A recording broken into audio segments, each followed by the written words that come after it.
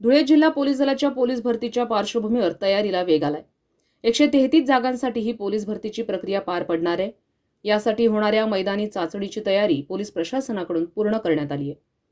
Police मुख्यालयाच्या मैदानावर मैदानी चाचणी पार पडणार आहे। 133 जागांसाठी तब्बल 9,000 अर्ज प्राप्त झालेत। उद्यापासून या पोलीस मुख्यालयाच्या मैदानावर मैदानी चाचणीला सुरुवात होणार आहे। मैदानी चाचणीच्या तयारीचा पोलीस अधीक्षक श्रीकांत धिवरेंनी आढावा घेतला। पारदर्शकपणे ही मैदानी चाचणी पार पाडण्यासाठी सर्वतोपरी काळजी घेण्यात आल्याची माहिती पोलीस अधीक्षकांनी दिली आहे।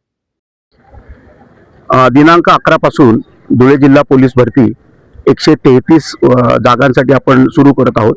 23 तारखेपर्यंत ही मैदानी चाचणी आपण पूर्ण करणार आहोत। त्याच्यामध्ये विद्यार्थ्यांना सगळ्यांना तसं अवगत करण्यात आलेलं आहे।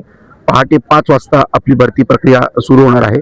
त्याच्यामध्ये आपण सगळ्यात पहिले त्यांचं बायोमेट्रिक्स घेणार आहोत। बायोमेट्रिक झाल्यानंतर हाईट चेस्ट, त्याच्यानंतर चेस्ट वाटप, त्याच्यानंतर चेस्ट वाटपनंतर एक फोटो त्यांचा परत एकदा आपण घेणार आहोत आणि मग 100 मीटर, 1600 मीटर्स आणि गोळाफेक हे 3 इव्हेंट 50 मार्कांसाठी होणार आहेत।